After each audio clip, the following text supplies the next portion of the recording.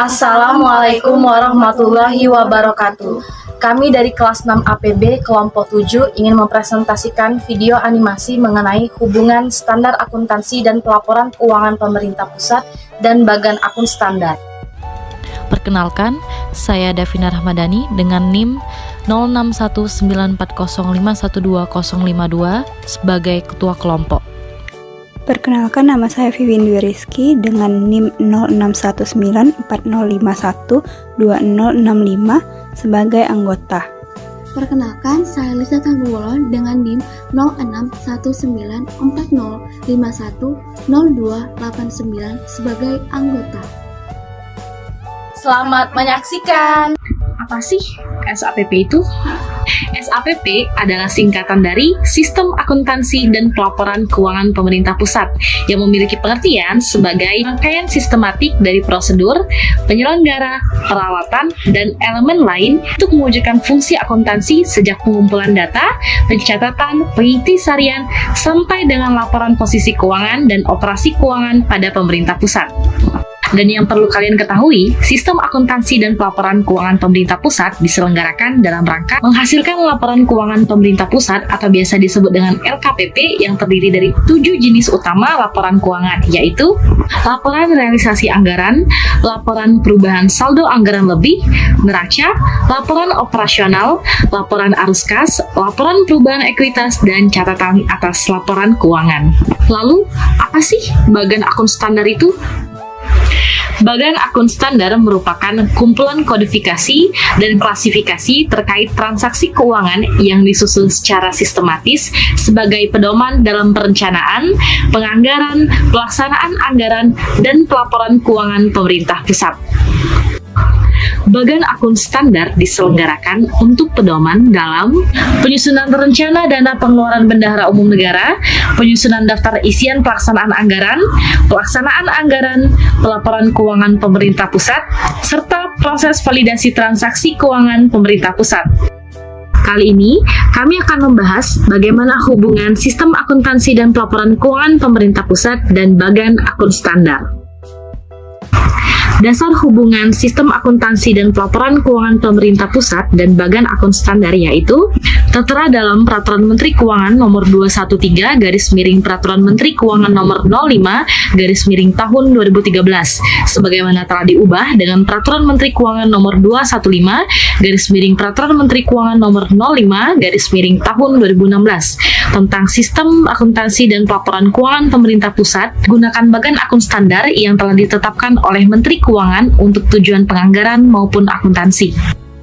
Sistem akuntansi dan pelaporan keuangan pemerintah pusat diselenggarakan sesuai dengan standar akuntansi pemerintahan dan bagan akun standar. Hal ini dilakukan agar informasi yang terdapat dalam laporan keuangan pemerintah pusat dapat memenuhi prinsip transparansi dan akuntabilitas serta karakteristik yang relevan, andal, dapat dibandingkan, dan dapat dipahami. Sistem akuntansi dan pelaporan keuangan pemerintah pusat menggunakan bagan akun standar yang telah ditetapkan oleh Menteri Keuangan yang berlaku untuk tujuan penganggaran dan akuntansi. Siklus pengelolaan keuangan negara yang terdapat dalam sistem akuntansi dan pelaporan keuangan pemerintah pusat dimulai dari tahap 1. Perencanaan dan penganggaran, 2. Pelaksanaan anggaran, dan yang ketiga, pertanggungjawaban keuangan negara yang disertai dengan pengawasan di masing-masing tahapnya. Hal-hal ini memerlukan keseragaman kodifikasi anggaran dan pelaporan keuangan untuk pencatatan transaksi keuangan pemerintah, sehingga tercipta sistem akuntansi dan pelaporan keuangan pemerintah yang terintegrasi.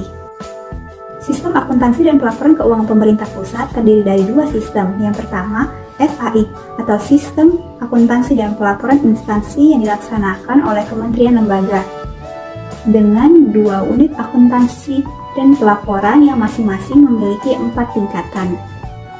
Yang kedua yaitu ada SABUN atau Sistem Akuntansi dan Pelaporan Keuangan Bendahara Umum Negara yang dilaksanakan oleh Kementerian Keuangan dengan 7 unit akuntansi dan pelaporan.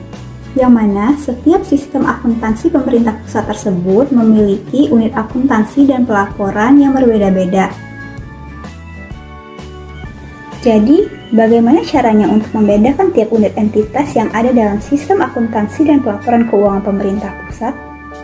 Jadi, untuk membedakan unit akuntansi dan pelaporan yang ada dalam setiap sistem akuntansi dan pelaporan keuangan pemerintah pusat, maka dapat digunakan kode satuan kerja, kode antar entitas, segmen lokasi, dan lainnya yang terdapat dalam bagan akun standar yang dapat memudahkan kodifikasi dan juga identifikasi dalam transaksi-transaksi yang ada. Bagan akun standar merupakan pedoman dalam pencatatan seluruh transaksi keuangan pemerintah. Bagan akun standar sendiri terdiri dari 12 segmen sebagai berikut. 1. Satuan kerja, 2. KPPN, 3. Akun, 4. Program, 5. Output, 6. Dana, 7. Bank, 8. Kewenangan, 9. Lokasi, 10. Anggaran, 11. Antar entitas, dan 12. Cadangan. Segmen-segmen tersebut berisikan kode-kode dengan digit yang berbeda yang menggambarkan segmen masing-masing. Dalam berkaitan dengan sistem pelaporan keuangan pemerintah pusat, sistem akuntansi pemerintah pusat berhubungan dengan bagan akun standar karena sistem akuntansi pemerintah pusat memerlukan bagan akun standar. Dapat kita lihat pada karakteristik sistem akuntansi pemerintah pusat, di mana sistem akuntansi pemerintah pusat berada pada titik sentral yang berhubungan dengan sistem lainnya yang memiliki kodifikasi elemen transaksi dan akuntansi pelaporan untuk mempermudah tahapan siklus. Sementara, bagan akun standar berperan pada pedoman penyusunan dan menelaah RKKL, DIPA, dan LKPP. Berdasarkan hubungan sistem akuntansi pemerintah pusat dan bagan akun standar dilihat dari pedoman pada bagan akun standar dalam menjalankan sistem akuntansi pemerintah, maka dalam mekanisme pelaporan keuangan negara dibentuk kerangka dasar, yaitu bentuk single framework bagan akun standar, di mana penggunanya diberikan fasilitasi kebutuhan klasifikasi.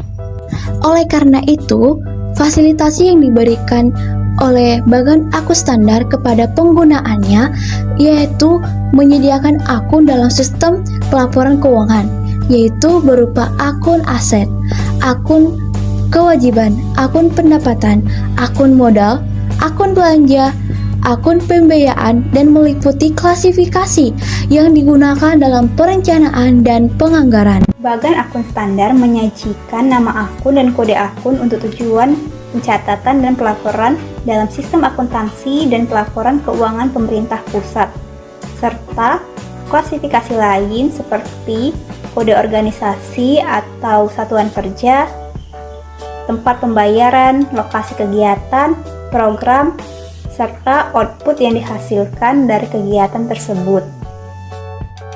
Dalam pedoman jurnal standar dan posting rule pada sistem akuntansi pemerintah pusat, jurnal standar dikelompokkan menjadi 5, yaitu berupa 1. Jurnal standar APBN, kedua, jurnal standar DIPA, yang ketiga, jurnal standar saldo awal, yang keempat, jurnal standar realisasi, dan yang kelima adalah jurnal standar penutup.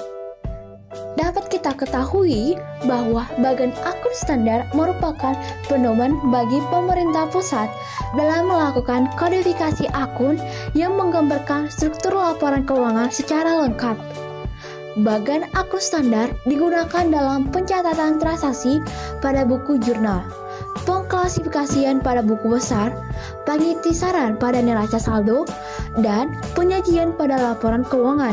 Bagan akun standar dirinci menjadi 5 level.